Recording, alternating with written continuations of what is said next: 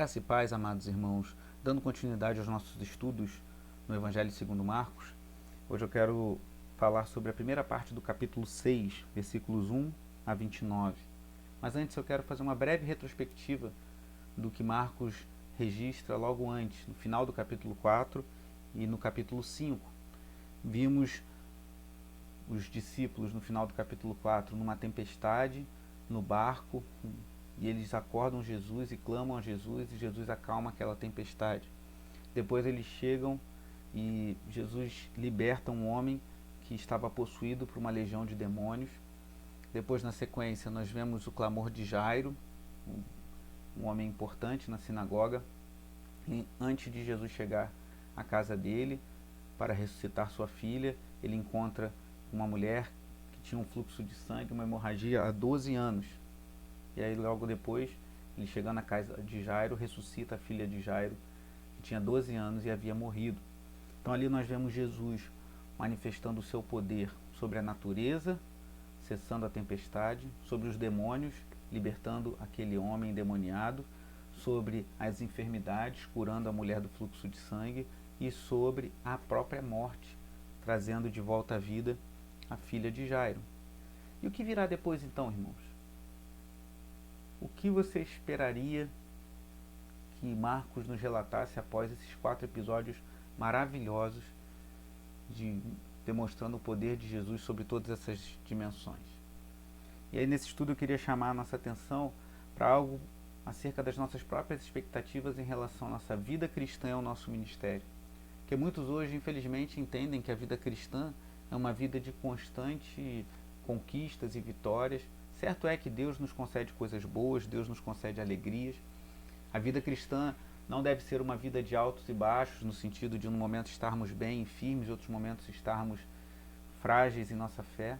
Mas certamente a vida cristã e o ministério cristão tem momentos de grandes alegrias e conquistas e momentos de lutas e dificuldades também. E aqui, após esses 4 episódios maravilhosos, nós vemos um relato impressionante em que Jesus volta para a sua cidade e quando chega ali, ele entrou na sinagoga, começou a ensinar e ele foi rejeitado pelos seus.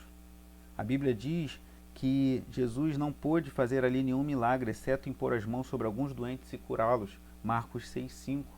Jesus chega àquele lugar e, ao invés das pessoas ficarem admiradas com tudo que ele estava fazendo e ensinando, elas o rejeitam.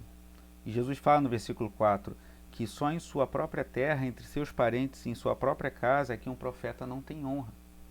Então, depois dessa crescente de registros de milagres de Jesus, há esse registro impressionante em que os da própria terra rejeitam o Cristo bendito. E o Grant Osborne, que eu tenho citado frequentemente nesses estudos, ele fala algo importante. Isso não significa que Jesus perdeu o seu poder. Afinal, ele cura várias pessoas. É mais provável que se trate de um juízo divino. Eles rejeitam Jesus e, portanto, Jesus os rejeita. Então a vida cristã ela é ilustrada pelos episódios desse trecho que nós estamos meditando nesse dia de forma muito interessante, pois após todas aquelas vitórias vemos essa situação em que Jesus é rejeitado pelos seus contemporâneos, pelas pessoas que ele conhecia, e depois há o relato do envio dos 12, o comissionamento para a obra de Deus, e por fim, nesse trecho, um episódio marcante da morte de João Batista. Em Marcos 1,14 é uma breve informação que João Batista foi preso, e Jesus tem o início ali do seu ministério. E aqui mostra a sua morte, que ele foi decapitado numa situação muito triste, você lendo lá, você vai ver. E essa situação de João Batista assemelha muito a um outro relato bíblico no Antigo Testamento, que está no livro de Esther, e eu deixo como leitura complementar o último capítulo de Esther, que é um capítulo bem curto, que mostra o final dessa história. Mas lá no início de Esther você vai ver que havia um banquete, havia um rei, e uma mulher que resistiu a fazer o que o rei mandava, e nisso depois, na sequência, Esther entra em cena, e por meio de Esther o povo judeu e de Mordecai, mas especialmente da intervenção ali de Esther, o povo judeu é preservado. E aqui há uma situação semelhante, e por meio da fraqueza de Herodes, João Batista, o profeta de Deus, é condenado e é decapitado. Então, em meio a tudo que a gente vinha vindo antes de tantas maravilhas, nós vemos as dificuldades no ministério e na vida de Jesus e de uma pessoa muito cara para ele e muito importante em seu ministério, que foi João Batista. Então, irmãos, a vida cristã é uma vida em que certamente desfrutamos de coisas boas. Não devemos valorizar o sofrimento, não devemos buscar o sofrimento, nem ficar no sofrimento se temos condições de sair dele, mas também não devemos negá-lo, pois há momentos em nossa vida com Deus em que passaremos por dificuldades. E aqui vemos Jesus sendo rejeitado em sua própria terra, e depois vemos o grande João Batista sendo decapitado. Mas no meio desses dois relatos há o envio dos 12. Então eu creio que em meio às lutas e dificuldades, assim como em meio às vitórias que temos na nossa caminhada com Cristo, há um chamado de Deus para anunciarmos o Santo Evangelho. Como esses 12 foram chamados para pregar e para, por meio de Jesus, deu a eles autoridade sobre espíritos imundos, e eles operaram grandes coisas, como você vai ver no primeiro versículo do nosso próximo estudo, que os apóstolos reuniram-se a Jesus, versículo 30, relatando a ele tudo o que tinham feito e ensinado.